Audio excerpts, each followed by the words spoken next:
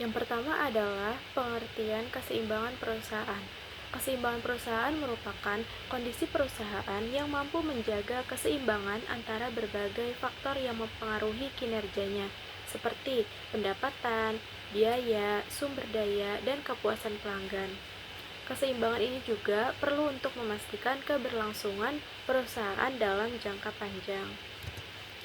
Selanjutnya adalah pasar persaingan sempurna. Pasar persaingan sempurna merupakan suatu pasar di mana jumlah penjual dan pembeli sangat banyak dan produk yang ditawarkan sejenis. Namun, kedua belah pihak tidak dapat mempengaruhi harga karena harga telah ditentukan oleh pasar itu sendiri. Selanjutnya adalah ciri-ciri pasar persaingan sempurna. Yang pertama adalah banyaknya penjual dan pembeli. Yang kedua adalah produsen sebagai price taker. Artinya, produsen tidak memiliki kendali atas harga yang telah ditetapkan untuk produknya. Yang ketiga adalah no barrier entry atau tidak ada hambatan masuk pasar. Pasar persaingan sempurna adalah pasar yang tidak memiliki hambatan masuk, baik yang bersifat alamiah maupun buatan. Dalam pasar ini, perusahaan tidak dapat mengendalikan harga dan memproduksi barang yang serupa atau identik. Jika tidak ada hambatan masuk pasar, maka perusahaan baru dapat dengan mudah menembus pasar untuk menjual produk atau layanan. Hal ini akan meningkatkan persaingan dan menurunkan pendapatan perusahaan yang ada. Yang ketiga adalah barang yang homogen. Barang yang ditawarkan itu sejenis atau sama. Selanjutnya adalah kelebihan pasar persaingan sempurna. Yang pertama adalah alokasi sumber daya yang efisien. Pasar persaingan sempurna mendorong adanya alokasi sumber daya yang efisien karena harga ditentukan oleh persediaan dan permintaan. Setiap produsen yang menghasilkan barang dan jasa pada biaya produksi minimum dan konsumen akan membeli pada harga yang rendah. Selanjutnya adalah mendorong inovasi. Pasar persaingan sempurna mendorong inovasi dan pengembangan produk baru karena produsen harus mempertahankan keunggulan dan kualitas kompetitif mereka. Inovasi dapat meningkatkan efisien produk yang lebih baik dan lebih terjangkau bagi konsumen. Yang ketiga adalah harga yang wajar. Pasar persaingan sempurna cenderung menghasilkan harga yang wajar karena harga ditentukan oleh persediaan dan permintaan.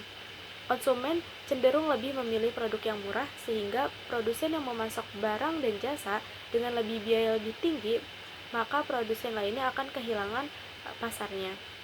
Yang keempat adalah tidak adanya monopoli.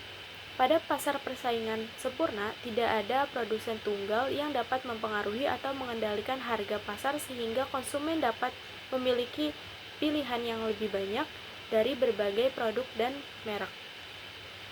Pasar persaingan sempurna juga memiliki kekurangan. Yang pertama adalah tidak ada keuntungan besar. Keuntungan pasar persaingan sempurna relatif kecil karena tidak ada produsen tunggal yang dapat mempengaruhi harga pasar. Hal ini menyebabkan beberapa produsen tidak dapat bertahan di pasar. Yang kedua adalah kurangnya inovasi besar. Pasar persaingan sempurna kurang mendukung inovasi besar karena tidak adanya keuntungan yang besar sehingga produsen akan mengalami kesulitan dalam membiayai inovasi besar tersebut. Yang ketiga adalah persaingan tidak selalu adil. Persaingan dalam pasar persaingan sempurna tidak selalu berjalan dengan adil meskipun diasumsikan demikian. Produsen dengan mempengaruhi yang lebih besar dapat menggunakan kekuatan pasar mereka untuk memperoleh keuntungan yang besar atau menetapkan tindakan yang merugikan konsumen. Yang keempat adalah fleksibel dalam mengatasi kegagalan pasar. Masalah yang mungkin muncul pada pasar persaingan sempurna adalah kegagalan pasar dan monopoli alami. Pasar persaingan sempurna tidak selalu mampu mengatasi masalah tersebut hingga diperlukan solusi yang lebih fleksibel seperti pajak atau subsidi untuk mengatasinya. Dan yang terakhir adalah kurangnya pengaturan. Pasar persaingan sempurna mengandalkan pengaturan harga oleh persediaan atau permintaan tanpa adanya pengaturan eksternal sehingga menimbulkan ketidakseimbangan atau kegagalan pasar. Selanjutnya yaitu ada kurva keseimbangan pasar. Yang bisa kita lihat di sini ada ada simbol S, E dan D, yaitu S itu adalah supply, E itu yang dimana titik equilibrium, dan D itu adalah demand. Titik equilibrium sendiri ini adalah titik dari harga kesepakatan yang terbentuk dari tawar-menawar antara penjual dan pembeli. Nah, harga equilibrium ini adalah harga yang terbentuk pada titik pertemuan kurva permintaan dan penawaran, yang dimana garis S atau supply itu selalu ke atas dan garis D atau demand itu selalu ke bawah. Yang misalnya kita ambil contoh itu 10,3 ribu adalah titik equilibriumnya, yang dimana 10 itu adalah supply-nya dan 3000 itu adalah demand-nya. Selanjutnya ada contoh soal. Diketahui fungsi permintaan adalah QD sama dengan 20 dikurangi P, dan fungsi penawaran adalah PS sama dengan 1/3 Q ditambah 40/3. Kita menerapkan rumus yang tadi, yang QD sama dengan QS, yang QD-nya itu yang kita ambil dari 20 dikurangin P, dan QS-nya itu kita ambil yang dari tadi 3P dikurangin 40, dimana 20 dikurangin P itu menghasilkan min 4P, dan 3P dikurangi 40 itu menghasilkan min 60, yang menghasilkan P sama dengan 15. Nah, cara mencari Q-nya itu yang 20 dikurangin 15 menghasilkan 5 sebagai Q. Nah, titik equilibriumnya itu 5,15, yang berarti adalah harga keseimbangannya adalah 15.000 dan jumlah keseimbangannya adalah 5 unit. Selanjutnya ada tambahan klasifikasi penjual dan pembeli. Itu pembeli itu terbagi menjadi 2 dan penjual terbagi menjadi 2, yaitu pembeli marginal dan pembeli submarginal. Pembeli marginal itu adalah pembeli yang daya belinya sama dengan harga equilibrium. Dan pembeli submarginal adalah pembeli yang daya belinya di bawah harga equilibrium karena ia menaksir bahwa harga pasar akan lebih rendah dari semestinya. Dan selanjutnya itu ada pembeli marginal, adalah penjual marginal adalah penjual yang harga jualnya sama dengan harga equilibrium. Lalu ada juga penjual submarginal, adalah penjual yang harga jualnya di atas harga equilibrium karena ia mengharapkan keuntungan dengan menunggu kenaikan harga untuk menjual.